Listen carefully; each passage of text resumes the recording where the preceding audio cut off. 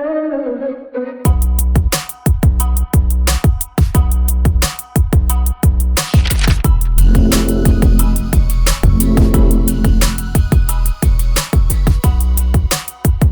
Guys, welcome to another video. और आज की वीडियो में हम लोग बात करेंगे कि कैसे हमारी ऑलरेडी जो टेबल बनी हुई है उसमें हमने फॉर्मूला, फंक्शन सब कुछ लगा रखा है। अब जब हमारे पास ढेर सारा डेटा है तो अलग से कोई चार्ट, कोई टेबल को मैनिपुलेट करने की जगह अगर उन सेल्स के अंदर ही हम लोग एक ग्राफिकल रिप्रेजेंटेशन डाल पाएँ तो मतलब इसको अभी आगे देखिए कि कैसे हम लोग एक सेल के अंदर ही, हमें बड़े बड़े चार्ट और वो सब प्रिपेयर करने की ज़रूरत नहीं है अलग से। हम लोग एक एक सेल के अंदर ही एक दूसरे के रिस्पेक्ट में एक ग्राफिकल पोर्शन रेडी कर सकते हैं। तो ये बहुत इंपॉर्टेंट किस लिए, ये आपका टाइम बचाता है, आपके टेबल में एक्स्ट्रा, आपकी पूरी शीट में एक्स्ट्रा एलिमेंट्स आने से रोकता है, मतलब हौच पौच ना हो जाए बहुत ज़्यादा, तो उसी डेटा के अंदर इंटीग्रेट हो जाता है और साथ में बहुत यूज़फुल भी है। और एग्जाम के पॉइंट ऑफ व्यू से अगर बात करें ट्रिपल सी, ए लेवल, ओ लेवल, किसी में भी जिसमें IT टूल बेसिक आता है, उन एग्जाम्स के लिए बहुत ज़्यादा ज़रूरी है। सो गाइज, चलिए शुरू करते हैं। और अगर आपने कैल्क और राइटर की पुरानी कोई भी वीडियो जिसमें हमने बहुत ढेर सारी ट्रिक्स, टिप्स और फंक्शंस, फॉर्मूले सब कवर किए हैं वो मिस किया है तो ऊपर आई बटन में मैंने ऑप्शन दे रखा है, वहां पे जाइएगा and do check it out. So guys, चालू करते हैं। तो सबसे पहले आपको दिख रहा होगा कि यहाँ पे पूरी एक टेबल बनी हुई है।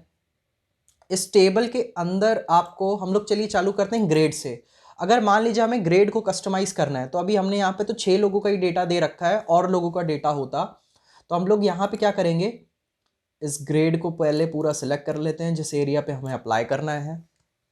इसके बाद हम लोग चलेंगे फॉर्मेट मेन्यू में, यहाँ पे आएगा कंडीशनल लिख के, इसको कहते हैं कंडीशनल फॉर्मेटिंग। तो कंडीशनल में सबसे पहला ऊपर ऑप्शन है कंडीशनल करके ही, इस पर जब क्लिक करेंगे तो यहाँ कंडीशनल फॉर्मेटिंग देखिए ऊपर भी लिख के आ रहा है, सेल जो सिलेक्ट किया उनको, उनके ऊपर अप्लाई होगा। अब देखिए क्या क्या चीज़ें हम कर सकते हैं, जैसे cell value is equals to, तो यहाँ पे अलग अलग ऑप्शंस हैं कि हम लोग जो वैल्यू जिससे इक्वल है, जिसके ऊपर है, जिसके नीचे है, उसके लिए क्या करना है। तो अगर यहाँ पे इक्वल्स टू ही ले लेते हैं, इक्वल्स टू अगर ए, तो याद रखिएगा डायरेक्ट ए नहीं लिखते हैं हमेशा, जैसे पुरानी वीडियोज़ में भी हमने देखा है कि डबल कोट्स में ही हमेशा किसी कैरेक्टर को लिखा जाता है। तो जो ए होगा, अगर इक्वल्स टू जो भी सेल की वैल्यू ए के बराबर होगी, उसके लिए हम लोग यहाँ से कुछ स्टाइल्स ढूंढ सकते हैं, जैसे ऐसा कुछ। तो मैंने गुड पे कर दिया, तो जो ए जिनके ग्रेड आएंगे उनका सेल ऐसे दिखेगा, ठीक है। अगर मैं चाहता हूँ कि और ऐड कर दें कंडीशंस, तो इक्वल्स टू यहाँ पे अब डाल देते हैं बी के लिए, कि जिनका बी आएगा उनके लिए यहाँ पे सेट हो जाए न्यूट्रल। तो यहाँ पे न्यूट्रल ले लिया बी के लिए। एक और ऐड कर देते हैं सी के लिए, इक्वल्स टू सी। और सी में यहाँ पे आप देखिएगा सी के लिए भी कुछ डाल देते हैं, जैसे कि एरर वाला डाल दिया। तो यहाँ पे 3 ऑप्शंस हमने डाल दी, ए, बी और सी। जैसे ही ओके करेंगे यहाँ देखिएगा ए के लिए ऑप्शन आ गया, सी के लिए आ गया, और फेल के लिए कुछ नहीं है क्योंकि डाला नहीं हमने, और बी है ही नहीं तो इसीलिए बी का दे नहीं रखा है। अगर बी हमें बनाना है किसी का, तो चलिए यहाँ से किसी का मार्क्स थोड़ा सा अपग्रेड कर देते हैं, जैसे इसका कर देते हैं 55, देखते हैं बी पे शायद पहुँच जाए। अभी भी नीड है इसको और ज़्यादा की 66 करते हैं, अभी भी नहीं हुआ, 80 करते हैं। हाँ, तो देखिए बी जैसे इसका ग्रेड बढ़ गया वैसे ए, बी, सी और एफ। तो ऐसे हम लोग को अलग से कुछ बनाने नहीं पड़ा, हम लोग अपने हिसाब से चेंज कर सकते हैं, और कभी भी हम लोगों को फिर देखना नहीं पड़ेगा ए बी कहाँ लिखा है। हम लोग कलर से ही दूर से पहचान सकते हैं कि ये तो ए ऑप्शन के लिए इसका ए ग्रेड आया हुआ, इसका बी, सी किसका आया है। वैसे रेड कलर हम लोग फेल वालों के लिए डाल सकते हैं, वार्निंग का कलर है। तो अब ए बी सी डी के बाद चलिए यहाँ पे अब परसेंटेज पे ट्राई करते हैं। अब हमारे पास नंबर दिया हुआ है तो सीधे नंबर्स पे ट्राई करते हैं और क्या चीज़ है इसमें। तो फॉर्मेट मेन्यू पे जाएंगे, कंडीशनल में जाएंगे, और सेकंड ऑप्शन है कलर स्केल, तो यहाँ चलते हैं। तो कलर स्केल में ऊपर वाले हिस्से को मत टच करिएगा कुछ भी, डायरेक्ट देखिए क्या अप्लाई होता है। तो मिनिमम नंबर्स जो भी होंगे उसके आसपास के, उनके लिए रेड कलर, जो आपके परसेंटाइल में 50 परसेंटाइल के आसपास होंगे उनके लिए येलो कलर, और जो मैक्सिमम नंबर्स होंगे, जैसे सब ज़्यादा नंबर्स जो होंगे आपके, उनके लिए ग्रीन कलर। तो यहाँ पे देखिएगा आप वैल्यू सिर्फ परसेंटाइल में दे सकते हैं, मैक्सिमम और मिनिमम में नहीं दे सकते। ये ऑटोमेटिक अपना मिनिमम और मैक्सिमम को डिसाइड करेगा। मतलब 50 एक बीच का स्पॉट है, इसके ऊपर बढ़ते जाएंगे तो मैक्सिमम होता चला जाएगा एक पॉइंट के बाद, और 50 के नीचे एक पॉइंट के बाद मान लीजिए 30 के नीचे, ये मानने लगेगा अपने आप एक बराबर रेशियो में कि ये मिनिमम है, तो मैक्सिमम मिनिमम ये ऑटोमेटिक ले लेगा। अगर हमें अपने हिसाब से लेना है तो यहाँ से हम वैल्यू ले लेते हैं, परसेंटाइल को भी चलिए वैल्यू कर देते हैं और मैक्सिमम को भी हम लोग वैल्यू कर देते हैं। तो हम अब अपने हिसाब से कलर दे पाएंगे। तो दोनों में अंतर क्या था, दोनों का अंतर देख लीजिए। अगर यहाँ पे मैं मिनिमम डाल दूँ, मैक्सिमम डाल दूँ और परसेंटाइल डाल दूँ और बाकी कुछ ना टच करूँ क्योंकि यहाँ लिख भी नहीं सकते, अब ओके कर दूँ, तो यहाँ बेसिकली 3 कलर ही क्रिएट होंगे। देखिए कौन कौन से हुए कलर क्रिएट, ग्रीन, येलो और हमारा एक और कलर है रेड। अगर फिर से हम लोग इस पे चलते हैं, फॉर्मेट, कंडीशनल, कलर स्केल, अब यहाँ पे मिनिमम की जगह वैल्यू, परसेंटाइल की जगह भी हम लोग वैल्यू डाल सकते हैं, इसकी जगह भी वैल्यू, अब तीनों में हम वैल्यू डालेंगे। तो 50 के आसपास के कलर्स येलो, 20 के आसपास के कलर्स रेड और 80 के आसपास के कलर्स ग्रीन।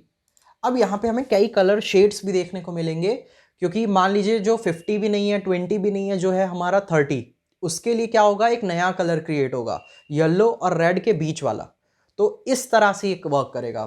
तो जैसे ही हम ओके करेंगे, देखिए कलर कोड कैसे चेंज हो गया, येलो रेड के नीचे वाले ऑरेंज कलर में आ गए। ऑरेंज कलर के अलावा यहाँ पे देखें तो green colour, light green, dark green ऐसे दे रखा है। तो ऐसे हम लोग थोड़ा सा इसमें चेंजेस ला सकते हैं। अब टोटल वाले ऑप्शन पे फिर ट्राई कर लेते हैं, अगला ऑप्शन देखते हैं। फॉर्मेट में जाएंगे, कंडीशनल फॉर्मेटिंग, कलर स्केल के बाद डेटा बार। तो डेटा बार पे जैसे ही हम जाएंगे, यहाँ पे ऑटोमेटिक सिलेक्टेड हो रखा है ऑटो, तो कुछ नहीं करना, ऑटो पे रहने दीजिएगा, बेस्ट चीज़ है ऑटो पे रहना। मोर ऑप्शंस में क्या क्या ऑप्शन है वो देख लीजिए। जैसे यहाँ फिल में दे रखा है ग्रेडियंट, ठीक है, तो ये ऑप्शन बहुत काम का है, इसको अभी मैं बताऊंगा। ग्रेडियंट से आप दूसरी और ऑप्शन क्या कर सकते हैं, और डिस्प्ले बार ओनली।